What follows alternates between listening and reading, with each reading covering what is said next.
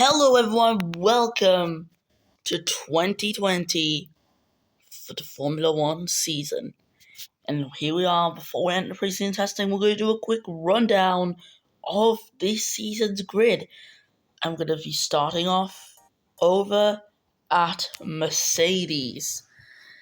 So they've lost a Petronas sponsor, but in return, look what they got. They got a nice old DHL sponsor right on that car. It's honestly a beautiful looking livery, and into the season, they are carrying world champion Davy Cerchiera and Dominic Benedetto. So they are retaining their lineup that they had last season and the season before. These two are a really good pairing. And yeah, they'll be looking to charge for the title after Cerchiera missed out last season on the drivers. Meanwhile, the Mercedes still end up getting the constructors, so they'll also be looking to defend that. And the next team, the runner-ups of last season, it is Ferrari taking on a shell partnership for title sponsor. And you can very clearly see there that number one on the car. That is because they have retained Ultra, who is now a two-time world champion as of the results of last season. He'll be looking to try and get a third title this season. And alongside him, we have got Revo staying there once again for his now third season at the Scuderia outfit. He'll be looking to get some solid results after last season's disappointment with lack of upgrades. But now with the cars equal to Ferrari, he's now there to put on the challenge to his teammate and those at the top. And next, we've got Aston Martin Red Bull Racing. So Red Bull retaining the Aston Martin sponsorship on the car. And it's pretty much the same old livery as before. And they retain a lineup of Sebastian Ocampo and Tom Leon. Both won one race last season each. And those were some interesting races, both winning under interesting circumstances. But Red Bull will be looking to expand 2 wins in a season to more. Of course, Ocampo will still be desperate to try and fight for a world championship, which he has not been able to do since 2015, where he just missed out. And for the fourth team, so we're now getting outside the top 3, we're starting with Sega Dragon Racing. So Dragon Racing securing a Sega partnership as a title sponsor. And as they have for the last few seasons now, they retain a lineup of Legend Sonic and UK Ball, both running completely different suits, I'll tell you that. It's a bit interesting. Legend Sonic on for a push right now, putting a lot of upgrades in, and he is going to be charging for that 4th world title, which he has been missing out on for quite a while. UK Ball will be there for the support in the season, as he'll just have to be on the sidelines in a way. He'll just be looking to give some consistent results to Dragon Racing, try and get them a good spot in the Constructors' Championship. And moving on, we have the 5th team of McLaren Petronas, the guys who took the Petronas sponsor away from Mercedes in a shock series of events. Now, yeah, it was a very interesting thing that happened with the whole bid and everything.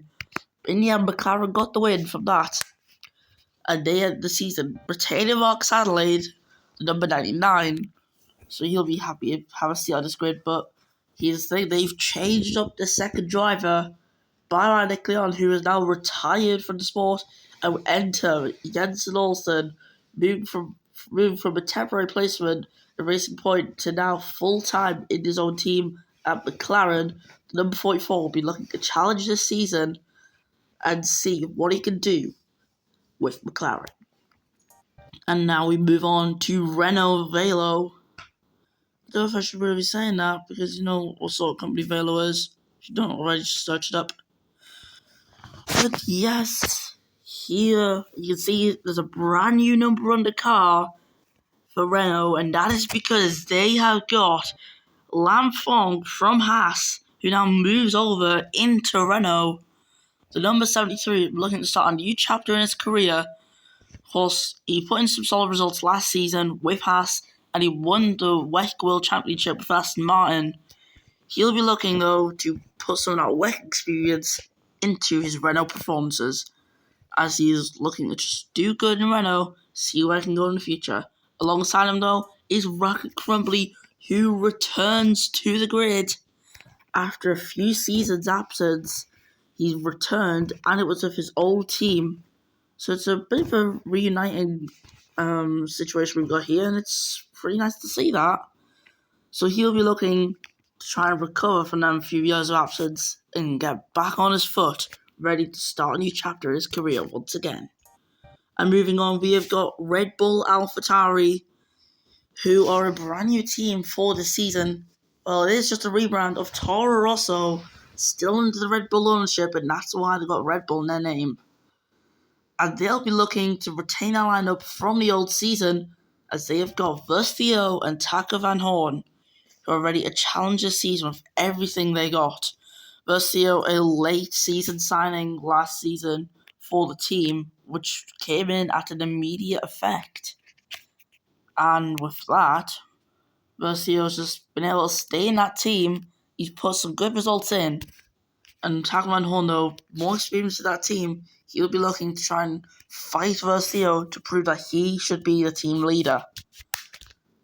So yeah, next team we got is ABB Racing Point, who ended the season after a bit of chaos from the previous season with one of their former drivers who now left. Well, forcefully left. However, ignoring all that though, they retained Thierry Headley, who willingly stayed at the Racing Point team after he got a podium last season. He is partnered with Livery, another returning driver, who technically used to drive for this team. See, back in his earlier days in Formula 1, he was with Racing... No, sorry, not Racing Point. He was with Force India, who were, pretty much the Force India to Racing Point story was pretty confusing. But they are still the same team. So yeah, Livery reunited with his old team, just rebranded. Nothing else to really say. He did win the first mini-series, and we'll move on to BWT Sauber, who take the BWT sponsorship off of Racing Point. As you can see there, they've got their 2017 livery with slight modifications, obviously removing the 25 years thing, but they've kept some of the gold, and they've added some pink in where the white was to show the BWT sponsorship. I've also got there on the top of the shoulders.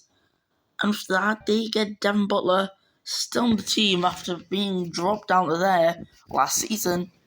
Of course, he's now in that team, and he's staying there for this season.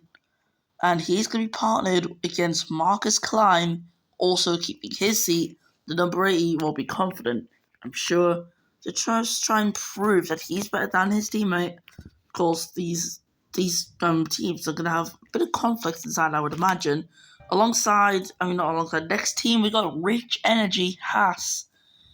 The guys who came P10 last season, just sniping it away from Williams at the very end. Got a brand new number on there. Lanfong's replacement is none other than Zygmunt, who also returns from the grid. And yeah, he should be happy to be back. Number 3 is back on the grid. Alongside him, though, is Damian Castro, who will retain his seat at the American outfit. So it's number 3 and number 5 taking on the Haas team. And finally, we have got Rocket Williams, who are partnered with Daniel Baltzarov, keeping his seat, and Carlos Eduardo also keeping his seat. Williams were a horrendous team last season. Baltzarov putting a lot of upgrades onto Eduardo's car, and this season, the same thing's happening again. Baltzarov sacrificing himself to give Eduardo the best shot he can, and that it's not showmanship. That is true sportsmanship by a team owner or team principal. Incredible sportsmanship there. But yeah, Eduardo will be looking to tackle this season while Baltzarov is just there for the sport. And with that, we are done. Let's move on to the preseason test. Hello, we've been waiting for this moment for quite a while. It's Deuter Akira on the front of the Playground Sonic in the Ultra and Rainbow from Sebastian Capo and Dominic De Benedetto. Tom Young had himself from Mox Adelaide, Damian Castro, UK Ball, and Devin Butler. Livery P12 from Jansen Olsen, Carlos Eduardo, Racco Crumpley, Thierry Headley, first Theo, Taco Van Horn, Zygmunt, bottom three is Lampong, Max Klein, and Daniel Bogdanov. So here we are in Spain for the pre-season test of the 2020 Formula One season. There's 5 red lights, and we're on the way to start pre-season testing. It's a wet one today, as you can very clearly see. We're 6 laps ahead of us. BDS on the inside of David Serracchiera. This here is the track though that started BDS's comeback in the 2011 season, and yeah, he is definitely making a comeback right now, as it seems here, as he's now leading the pre-season test from Serracchiera and Rabo, who gets ahead of his world champion teammate.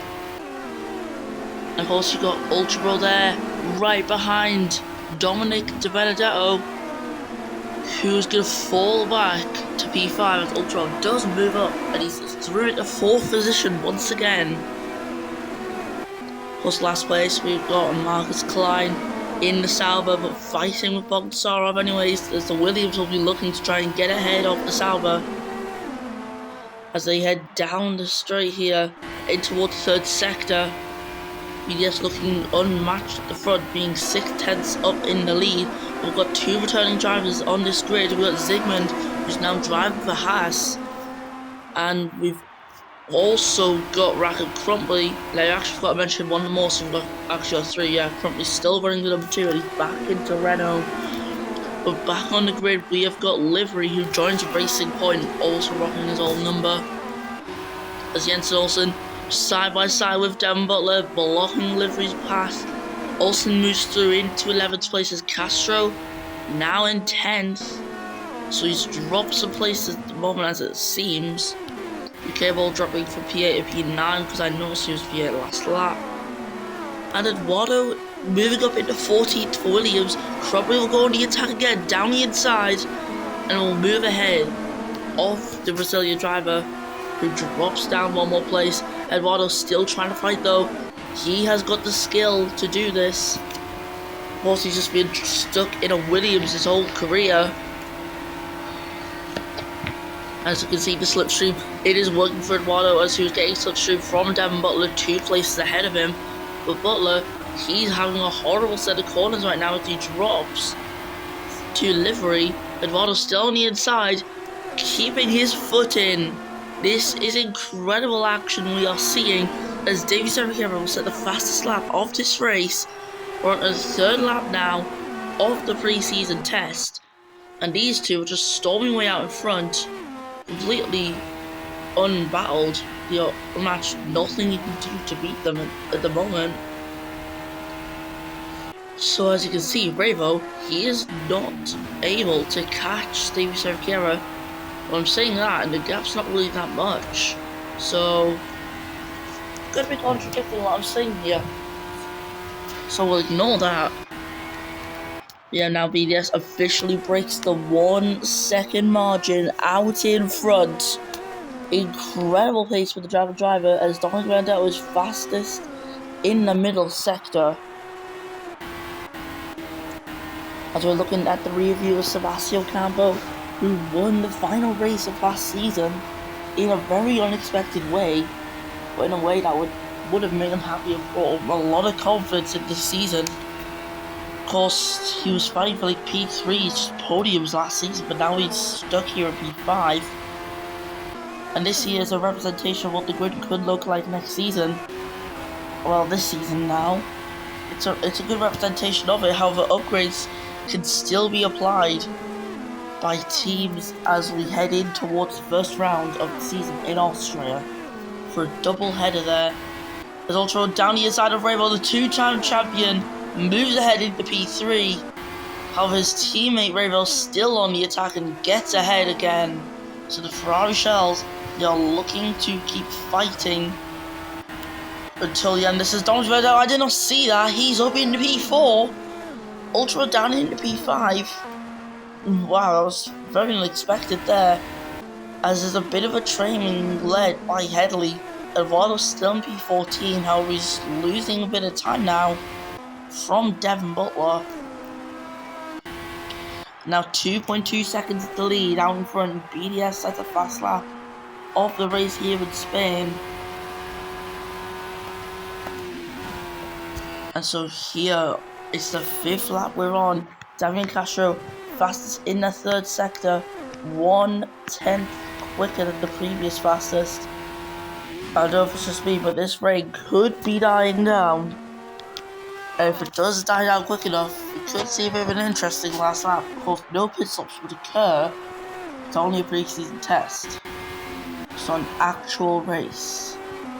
So you gotta remember that we're not doing an actual race. Teams, they can battle as long as they're clean, but they're doing this to get data for the car for the following season, which we are entering right now. And also down the inside, up at P4. That is incredible for him there. Now around the final corner, Blade Dragonic will start the final lap, and he'll be leading it with the fastest lap as well. Truly incredible there, and you can't even deny it. It is amazing that, as he is entering the 3rd corner right now, and he is looking to kickstart what could be another great season for Dragon, as they are looking to be on form once again, as he's entering the 1st sector with the fastest lap.